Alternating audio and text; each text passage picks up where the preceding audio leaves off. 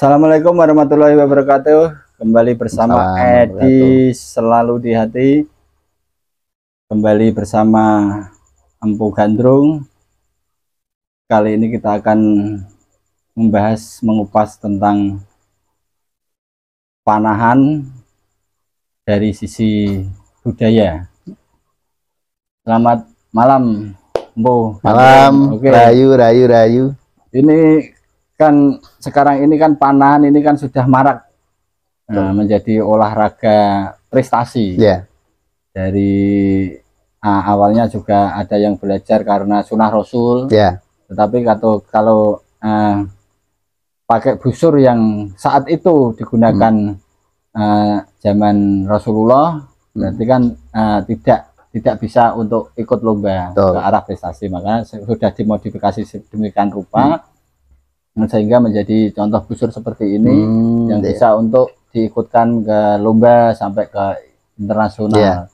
Nah, saya ingin mengupas dari sisi budaya panahan itu spiritnya seperti apa sehingga begitu dicintai dan sekarang menjadi olahraga yang cukup tren. Karena kemarin juga Indonesia mewakilkan kontingennya di Olimpiade meskipun belum bisa mendapatkan medali, tetapi ini merupakan sebuah hal yang perlu kita apresiasi. Tetapi coba malam ini kita kupas berkaitan dengan dari sisi budaya bahwa panahan itu seperti apa. Monggo. Selamat malam buat teman-teman budayawan, khususnya pecinta olahraga panahan ya. Kita tidak bisa pungkiri, khususnya Nusantara ini kan dengan berbagai macam kultur ya, dan juga sejarah nenek moyang kita yang notabene adalah merupakan kerajaan-kerajaan. Ini menjadi salah satu pembahasan yang menarik. Karena di era zaman dulu kala, sebuah artileri atau sebuah pasukan itu kan terdiri dari beberapa macam grup ya. Kalau kita bisa bahas tentang tentara kekinian ya, salah satu cabang utamanya ini kan panahan. Kalau di era sekarang orang bisa mengatakan ini adalah orang-orang pilihan yang bisa masuk di dalam struktur pasukan panah. Kalau kekinian mungkin orang mengatakan sebagai orang-orang sniper ya. Tentu ini menjadi kehormatan bagi pasukan panah di era zaman dulu kala. Masuk pasukan elitnya. Pasukan elit, nah, begitu sebuah kerajaan. Selain itu di cerita baik Ramayana maupun Mahabharata, seorang Rama sendiri dan adiknya Lasmana untuk bisa mendapatkan Dewi Sinta itu kan juga menggunakan sayembara panah juga. Ya kan, bahkan sampai mengalahkan Prabu Dasamuka ya, itu juga satria pemanah juga. Dan di cerita legenda Mahabharata juga cerita budaya pewayangan bahwa sosok seorang Arjuna ini menjadi simbol maskulinitas, ya kan? Bagaimana kemampuan dia berpanah hingga mampu mendapatkan dewi-dewi yang mendampingi dirinya. Ini kesan untuk mana-mana menjadi poin tersendiri ya. Dan selain itu juga banyak sekali kesatria-kesatria muda di cerita Mahabharata itu yang pandai bermain panah. Salah satu adalah Raden Ekalaya, ada juga Raden Aswatama. Ini adalah orang-orang yang benar-benar mahir di dalam bermain panah. Bahkan ada senjata-senjata para dewa, baik mulai dari Gandewa atau buah busurnya ini sampai ke anak panah, salah satunya adalah anak panah Brahmasta. Ya saat itu adalah menjadi unggulan dari panah baik Raden Arjuna maupun Raden Aswatama yang disingkat cerita sempat duel nih dengan panah dari para dewata ini. Artinya panah ini menjadi salah satu simbol kekuatan seorang ksatria. Simbol kekuatan seorang ksatria. Dan menjadi pelindung bagi sebuah negara. Dan tak heran juga saat ini kan kekuatan negara juga tertumpu pada sniper-sniper sebagai pasukan elitnya. Kalau zaman sekarang ya? Ya, zaman sekarang. Jadi secara singkat bahwa panah ini adalah salah satu cabang olahraga kekinian ya, yang notabene melestarikan sebuah budaya tempo dulu. Dan ini tidak pernah terlengah waktu. Dan tentu tidak semua orang mampu menguasai alat tersebut. Betul. Ya, tidak semua orang. Artinya benar orang-orang pilihan. Bagi teman-teman yang saat ini sedang mendalami ilmu olahraga memanah ya, itu secara tidak langsung sudah melestarikan budaya itu sendiri. Ya kan? Di waktu itu mungkin tidak semodern sekarang ya. Ini tadi dijelaskan Bang Endi juga bahwa ternyata panah sekarang sampai menjadi salah satu cabang olahraga internasional. Zaman dulu kala mungkin prajurit-prajurit juga menggunakan panah-panah dengan buatan lokal seperti rotan, mungkin bambu dan sebagainya ya kan. Tentu ini menjadi sebuah daya tarik tersendiri, salah satu cabang olahraga yang mampu mengangkat baik tingkat daerah, nasional dan internasional. Terus menurut Mbok Gandrung ini karena tadi termasuk orang-orang pilihan ya yang pada zaman itu bisa menjadi prajurit pilihan untuk memegang busur atau memegang panah itu. Nah, kalau dari pemahaman atau menurut Mbok Gandrung sendiri itu tingkat kesulitannya di mana? Ya, jadi di dalam seorang satria, di dalam dia belajar memanah, itu pertama kali yang diajarkan adalah mental, ya kan? Bagaimana dia mampu kuat dan kokoh di dalam spirit mental jiwanya dulu, karena ini menyangkut dengan aspek fokus pengambilan keputusan. Betul, aspek fokus di saat seorang pemanah ini dia bergejolak nih antara baik buruk salah benar dalam menjalankan tugasnya, dalam membidik, ini membutuhkan sebuah fokus yang sangat tinggi. Artinya fundamental yang dibangun bagi seorang pemanah ini adalah sesuatu yang luar biasa. Ya kan, itu secara basic dasar seperti itu, dan membangkitkan spirit di dalam si pemanah itu sendiri, bahwa titik fokus, bentangan, jarak ini benar-benar mengambil seluruh kemampuan raga tubuh kita di dalam mengambil sebuah bidik tepat sasaran. Artinya olahraga ini tidak serta-merta hanya mengeluarkan keringat ya, tapi juga mengeluarkan pemikiran, olah rasa, ketepatan dan sebagainya, akurasi di dalam satu kegiatan memanah. Seperti itu.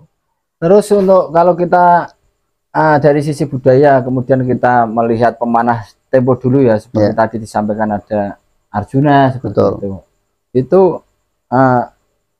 cara belajarnya seperti apa? Ya, di zaman dahulu ada seorang Maharsi, beliau bernama Persidrona ya, atau orang mengatakan sebagai bapaknya guru besar para Pandawa dan Kurawa. Beliau ini mengajarkan berbagai macam olah kanuragan, tapi terspesifikasi khususnya adalah panah itu sendiri. Bahkan di Kelas Cerita beliau ingin mengangkat Arjuna menjadi pemanah handal dunia, satu-satunya pemanah yang diharapkan orang yang paling sakti di dalam membawakan busur panah. Bahkan mengorbankan beberapa seorang ksatria muda yang dianggap bakal menandingi atau mungkin mampu menggeser kemampuan si Arjuna. Salah satunya adalah Raden Ekalaya, dan sampai disuruh mengorbankan ibu jarinya agar dia tidak bisa menyaingi Arjuna lah. Itu karena memang dia punya harapan besar bahwa sosok Arjuna ini ingin diikonkan menjadi salah satu pemanah handal dunia waktu itu. Tapi di sisi lain dia juga punya harapan kepada sang putranya bernama Raden Aswatama diberi ilmu yang sama, ya kan? Baik itu tentang wawasan olah kanuragan, terus dan juga senjata pamungkasnya ya, yang Brahmasa milik Pradewa itu juga diberikan juga kepada putranya bernama Raden Aswatama. Di mana di ujung tombak terakhir penentuan perang Dharma di dalam Mahabharata itu, sosok seorang Persidrona ini berada di dua sisi. Satu sisi dari Pandawa, satu sisi Kurawa. Karena belum menjadi soul spirit gurunya.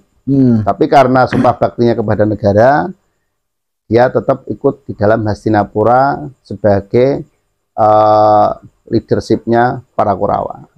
Nah, termasuk putra kesayangannya Raden Aswatama ini masuk di klannya para Kurawa. Nah, jadi ini menjadi keseimbangan nih. Di saat perang Bharatayuddha itu terjadi, yang bisa menandingi panah Arjuna adalah panahnya Raden Aswatama, putra dari Sidurna. Sampai itu duel yang terakhir, ya singkat cerita duel terakhir itu hampir menghancurkan dunia. Bahkan tidak hanya bumi ya, bahkan sampai ke planet-planet antariksa. Saking hebatnya panah dari para dewa itu yang diperangkan. Jadi anak panahnya itu yang luar biasa. Betul. Ya? Betul. Terus mungkin untuk pemanah-pemanah sekarang ya, kalau kita korelasikan kepada cerita budaya tentang panah ini, ada nggak nuansa atau apa ya, hal yang berkaitan dengan spiritual, berkaitan dengan olahraga panah ini? Iya, jadi ada namanya teknik meditasi. Nah, tentu sebelum kita melangkah jauh di dalam teknik pengembangan praktek memanah, para kesatria zaman dulu kan juga diajarkan olah rasa dan juga mengeningkan cipta lewat meditasi. Tentu di cabang olahraga yang saat ini baru digandrungi pada anak-anak muda atau mungkin di cabang olahraga tersebut. Alangkah baiknya menggunakan teknik meditasi sebagai sarana belajar titik fokus dan juga mengendalikan ego di dalam dirinya, karena ini berpengaruh di saat membidik. Olah rasanya itu. Betul, olah rasa itu. Pengendalian diri ya. Betul. Jadi memang unik. Panan itu unik. Tidak seperti alat-alat perang lainnya atau alat olahraga lainnya yang bisa mengandalkan okol bahasanya. Kalau panan tidak hanya kekuatan okol, tapi juga kekuatan mental, pemikiran, skill, semuanya difungsikan lah. Betul. Di dalam mengambil sebuah keputusan untuk membidik. Oke. Kalau bercerita tentang prestasi panan Indonesia ataupun daerah ya, sejauh pengamatan saya ini kan belum ada pemanah yang konsisten. Artinya apa? Artinya ketika sekarang pemanah A ini juara, 3 bulan atau 6 bulan lagi ketika mengikuti kejuaraan itu udah nggak juara. Nah itu gimana solusinya? Jadi sampai ke tingkat nasional pun ataupun dunia tidak bisa dipastikan pemanah itu kemarin juara, terus ini nanti pasti juara, nggak bisa. Itu kaitannya dengan apa? Ini kembali lagi pada spirit ya. Artinya kemenangan itu tidak hanya diserta-mertakan oleh ilmu kabejan atau hanya hoki atau keberuntungan, tapi benar-benar basic dasar kemampuan. Kalau dari dalam tidak ditata sedemikian rupa, tentu dengan membagikan spirit dalam jiwanya, maka hubungan kemistri dengan pusakanya atau busur panahnya ini kan tidak tercipta. Artinya hanya mengandalkan sebuah keberuntungan ya. Padahal ini adalah merupakan penggambaran soul spirit kita. Artinya bagaimana kita mengambil sikap ya. Orang-orang main panah ini kan tidak serta-merta harus hanya membidikan, tidak kan. Postur tubuh pun itu juga melambangkan busur panah. Jadi kalau kita bisa lihat seperti ini, geser sedikit Tahu tulang ekor, Bang? Nah, ini kan menggambarkan tulang ekor kita, mulai dari kepala sampai ke tulang ekor dalam tubuh fisik kita. Di mana tulang ekor ini akan membangkitkan di main otak kita di saat busur panah ini ditarik. Namanya neurostik atau cairan neurostik di dalam tubuh kita. Cairan neurostik inilah yang mampu melesatkan ya kan busur anak panah di dalam sasaran bidikan. Hubungannya apa dengan spirit dalam jiwa kita? Hanya main yang terbuka dengan membahasakan mindset pola pikir kita ya. Ini sama saja membuka cakra loh kalau di dalam bahasa spiritual ya. Membuka cakra dalam tubuh sampai mampu mengoneksikan pineal gland di dalam otak kita dengan teknik merentangkan senar busurnya ini sebelum dilesatkan pada bidikan. Artinya di dalam tulang ekor yang tercipta seperti busur anak panah ini menggambarkan tubuh fisik di dalam diri pribadi kita. Ini mungkin tidak pernah diulas ya di dalam cabang olahraga panan, tapi ini menjadi dasar di mana zaman dulu kala busur panah adalah penggambaran filosofis seperti tubuh fisik kita, sebagaimana kita menceritakan tentang pusaka-pusaka di era kerajaan Temu dulu, seperti keris, tombak, dan sebagainya. Itu sama persis. Artinya ada dibangun chemistry dong dengan objek benda yang kita miliki. Berarti kuasai diri kita sendiri, tata diri kita sendiri, baru ngurusi barang. Nah, jadi penyatuan penyatuan. Sehingga sebuah keberuntungan itu tidak serta-merta hanya menjadi sebuah hoki, tapi kebetulan yang bisa kita ciptakan sesuai dengan keinginan si pemangku benda tersebut. Ini yang menjadi kekuatan sebuah prestasi. Terus kemudian faktor angin, bagaimana itu jelas juga ada di dalam olahraga panahan. Bagaimana ketika tadi sudah menyatukan diri dengan alat, sekarang ketika dilesatkan itu di situ ada faktor angin. Bagaimana pemanah itu bisa konsisten, sedangkan angin sendiri juga tidak stabil. Betul. Nah, di sini ini yang unik. Di saat tulang ekor kita yang tergambarkan sebagai busur panah yang ditarik menggunakan bilah senar, ini di dalam konteks meditasi adalah membuka cakral pineal gland. Ya kan? Apa itu? Itu adalah sebuah pemungsian kalau di dalam spirit adalah titik pembukanya cakra mahkota di dalam main pikiran kita. Yang dibutuhkan hanya 1 detik sebenarnya. 1 detik izin dari sang pencipta. Di saat kita melepaskan busur anak panah ini dengan jeda ruang dan waktu, ruang hampa.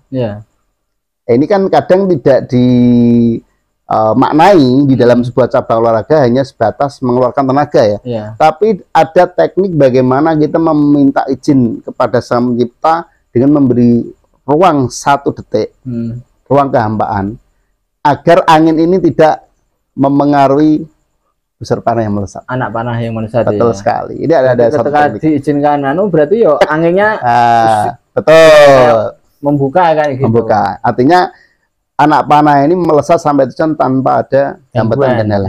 Karena izin tadi Betul. Nah, itu teknik mungkin bisa dibagikan juga kepada pemirsa, maksudnya teknik untuk mendapatkan yang 1 detik tadi itu. Cara belajarnya seperti apa? Nah, sebenarnya ini ada teknik yang simpel dan mudah sih.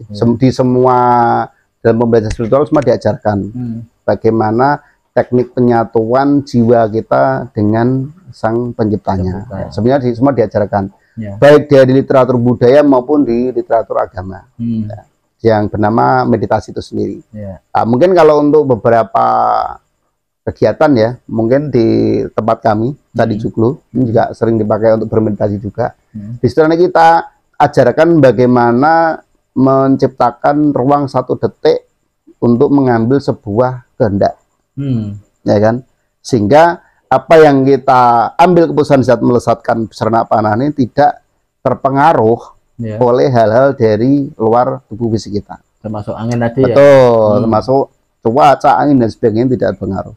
Nah, ini yang perlu dipahami, bahwa dengan teknik meditasi para teman-teman yang saat ini belajar memanah itu adalah salah satu teknik membuka kesadaran jiwa kita untuk bisa menyatu pada bidang objek yang saat ini kita yakini sebagai translate keinginan rasa kita.